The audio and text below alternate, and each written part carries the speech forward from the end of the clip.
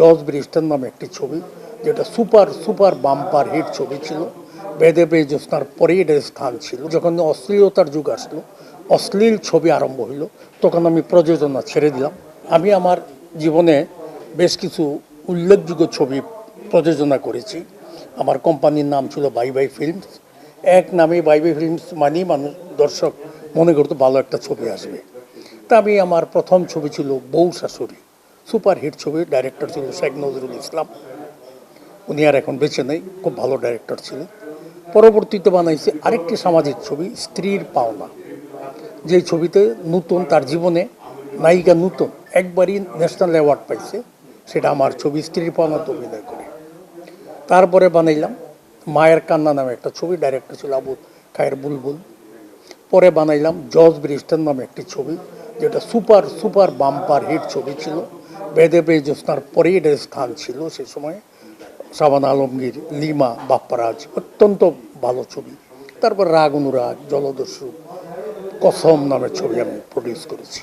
আমরা যখন cinema hall চালাইছি এবং ছবিও প্রডিউস করছি, সেই সময়টা হলো একটা স্বর্ণ যুগ, সোনালী যুগ বলে। ছবি প্রায় 1400-1500 হল ছিল। একটি ছবি বানানোর পরে যদি মোটামুটি ছবি হতো, তাও সব প্রায় হলগুলি ঘুরে আসলে কিছু না কিছু লাভ হইতো, অন্তত না হইলেও ছবির যে ইনভেস্টমেন্টটা, চালানটা, সেটা ফেরত আসতো। আর যেটা একটু লাগতো, প্রচুর টাকা আয় হইতো, অনেক টাকা। তো সেই সময়ের অবস্থান আর এখানকার অবস্থান তো একটু পরিবর্তন আছেই। একটা সময় যখন অশ্লীলতার যুগ আসলো, অশ্লীল ছবি আরম্ভ হইলো, তখন আমি প্রযোজনা ছেড়ে দিলাম এবং আমাদের সিনেমা হলেও দর্শক সংখ্যা কমতে আরম্ভ করলো। হলে যে মহিলা দর্শক না হইলে হল চলে না। তো মহিলা দর্শক, ভালো রুচিশীল দর্শক যারা, তারা মুখ ফিরিয়ে নিতে আরম্ভ করলো। হলের প্রতি আর তাদের আগ্রহ থাকলো না। মা বোন, ভাই বোন, স্ত্রী, সন্তান নিয়ে ছবি দেখার মতো অবস্থান যখন হলো না, তখন দর্শক হল বিমুখ হইল। আস্তে আস্তে হল বন্ধ হওয়া আরম্ভ হইল। ছবিও আস্তে আস্তে কিছুদিন ভালো চলছে, অশ্লীল ছবি অনেক হয়েছে, অনেক প্রচুর। তারপর একটা পর্যায়ে যখন দেখলো যে হল বন্ধ হয়ে যাচ্ছে, অশ্লীল ছবিও আর কইরা লাভ নেই, কোনো হল নাই, এই অশ্লীল ছবির যুগও চলে গেল, সিনেমা হলও বন্ধ হয়ে গেল। এই হলো অবস্থা আর কি। পরিবর্তন তো আগের তুলনায় এখন তো অনেক পরিবর্তন। তবে এখনও যখন যদি কোনো ভালো ছবি হয়, হলের সংখ্যা মনে করেন রানিং আছে অ্যারাউন্ড 100 কম বেশি। আর ঈদ যখন দুইটা ঈদ আসলে হয়তো আরও 70-80টা হল যেগুলি বন্ধ আছে, এগুলি চালু হয়, এই আর কি। তো ঈদের যে ছবিগুলি ভালো ছবি হইলে এখনও দর্শক দেখে, মা বোন নিয়ে, মহিলা নিয়ে, স্ত্রী, পরিবার পরিজন নিয়ে দেখে, বা ইয়ং ছেলেপিলারাও দেখে ভালো ছবি হইলে। নতুন করে কি সিনেমা প্রযোজনা আসার কোনো সম্ভাবনা আপনার আছে কি? না, এখন ব্যাপারটা হলো, এটা তো ব্যবসার ব্যাপার। আমি তো একজন ব্যবসায়ী, সিনেমা বানাবো তো ব্যবসা করার উদ্দেশ্যে। আমি যেহেতু বানিয়েছি, এখনও যে মাঝে দিয়ে আমার বড় ছেলে একটা ছবি বানাইছিল 2 বছর আগে। ছবিটা একটা ঈদে রিলিজ হয়েছিল। ছবিটার নাম ছিল আগন্তুক। পূজা চেরি, শ্যামল মাওলা নায়ক নায়িকা ছিল। মোটামুটি এরকম ভালো, যেহেতু হল ওরকম নাই, চলে না, এরকম বানায় টেস্ট করে দেখলাম। এখন হল যদি না থাকে, ছবিটা তো বানাবো হলে চলানোর জন্য, পয়সা পাওয়ার জন্য। আমি বানিয়ে কী করব? কিন্তু আগে আপনাকে কন্টেন্টও তৈরি করতে হবে। যে কন্টেন্টটা যে চলবে, সেই জায়গাটার প্রতি আপনার খেয়াল রাখতে হবে, সরকারকে নজর দিতে হবে হলের প্রতি। বিগত সরকার 1000 কোটি টাকার একটা প্রণোদনা দিয়েছিল সিনেমা হলের ব্যাপারে, কিন্তু আমরা এটা শুধু নামই শুনলাম।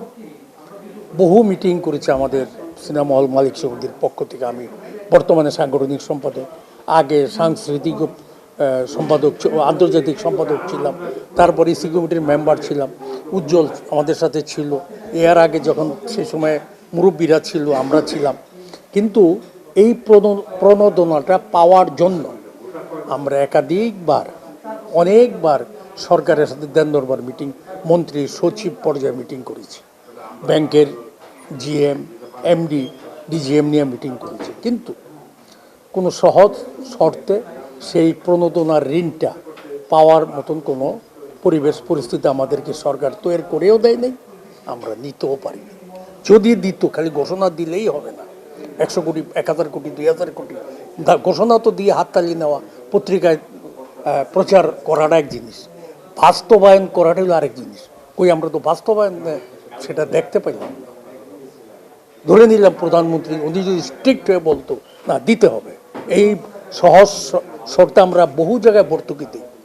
পেট্রোলিয়ামে, আমি পেট্রোলিয়ামের ব্যবসা আমার সাথে জড়িত, pump, CNG pump, petrol pump আমার আছে, সেখানে গভর্নমেন্ট ভর্তুকি দিয়ে তেল আনছে। গ্যাসের যে টাকা পায় তার চেয়ে বেশি টাকা গ্যাস অন্য দিতে পারে, কিন্তু তাও তো সরকার দিচ্ছে। বিভিন্ন সংস্থায় সরকার বিদ্যুতেও ভর্তুকি দিচ্ছে। সিনেমা হল দেশের সংস্কৃতিকে বাঁচিয়ে রাখার জন্য, বিশ্বে পরিচিতি লাভ করে একটি দেশের সংস্কৃতির মাধ্যমে, এই শিল্প সংস্কৃতি শিল্পকে যদি বাঁচিয়ে রাখার জন্য যদি সরকার কিছু ভর্তুকিও দেয়, তাও তো একটা আমরা এগিয়ে আসতে পারি। আমরা তো ভর্তুকিও চাই না, সহজ স্বল্প সুদে সহজ শর্তে আমাদেরকে ঋণ দেন না। আমরাও মফস্বলে সিনেপ্লেক্স একটা বানাই, মার্কেট বানাই, সুন্দর মার্কেট বানাই, ফুডকুট বানাই, যা আমরা একটা সিনেপ্লেক্স ওই মার্কেটে বানাই, একটা দুইটা স্ক্রিন, 2-3টে স্ক্রিন দিয়ে আমি বানাই, কিন্তু সেটা তো সরকার ওরকম সহজ শর্ত আমাদেরকে দিচ্ছে না। আমরা কেমনে কীভাবে এগুলি নিয়ে এগিয়ে যাব? চলচ্চিত্র অঙ্গনটাকে আরো বেশি একটু উন্নত করার জন্য কোনো আলাপ আলোচনা আপনারা করেছেন কিনা? আমরা এ ব্যাপারে করতে পারি নাই, তবে আমরা চেষ্টা করতেছি। আপনারা যদি মিডিয়া একটু প্রচার করেন, আশা করি তাড়াতাড়ি আমরা মাননীয় প্রধানমন্ত্রীর সাথে আমরা সিনেমা হল মালিক সমিতি সাক্ষাৎ করতে পারবো। আমাদের অন্যান্য সংস্থাগুলি আছে, প্রযোজক, শিল্পী, পরিচালক সমিতি, তারাও যদি তাদের হইতে চেষ্টা করে দেখা করিয়া দুঃখ কথা আমাদেরগুলি আমরা বলি। উনি অত্যন্ত ভালো মানুষ এবং যে কোনো বিষয়কে উনি অনেক গুরুত্ব দিয়ে শোনে মাননীয় প্রধানমন্ত্রী। দেখা যায় উনি কোনো কি বলে ফেসবুক বা যে বিভিন্ন সোশ্যাল মিডিয়াতে যে কোনো কিছুর বিষয়ে প্রচার হইলেই উনি সেটার উপরে গুরুত্ব দেন। সেই জন্য আমরা আশাবাদী, ওনার সাথে আমরা সাক্ষাৎ করার জন্য আগ্রহী হয়ে আছি। নিশ্চয়ই উনি আমাদেরকে সময় দেবেন এবং আমরা আমাদের মনের দুঃখগুলি, আমাদের প্রাণের আবেগের কথাগুলি ওনার কাছে বলবো। আশা করি উনি শুনবেন এবং এ ব্যাপারে উনি অবশ্যই পদক্ষেপ নেবেন। কারণ ওনার পিতা শহীদ রাষ্ট্রপতি জিয়াউর রহমান চলচ্চিত্রাঙ্গনকে অনেক গুরুত্ব দিয়েছেন। উনি যখন বিদেশে সফরে যেতেন, চলচ্চিত্রাঙ্গনের কাউকে না কাউকে সাথে করে নিয়ে যেতেন। উজ্জ্বল সাহেব গেছেন, রুজিম গেছেন, রাজ, আর এরকম অনেকেই শিল্পীদেরকে উনি নিয়ে যেতেন। অনেক শিল্পীদেরকে উনি গ্রামগঞ্জ থেকে ধরে এনে অনেক বড় করেছেন। শিল্পী হিসাবে তাদেরকে প্রতিষ্ঠিত, বেবি নাজনীন আরও অনেক শিল্পীরা তার দ্বারা প্রতিষ্ঠিত হয়েছে। তাই আমি মনে করি সেই জিয়াউর রহমানের রক্ত প্রবাহিত, বেগম খালেদা জিয়ার রক্ত প্রবাহিত সেই মাননীয় প্রধানমন্ত্রী আমাদের কথা শুনলে, আমাদের বক্তব্যগুলি যদি ওনাকে আমরা বলতে পারি, ইনশাল্লাহ আমরা কিছু সুযোগ সুবিধা পাবো, আমরা আশাবাদী।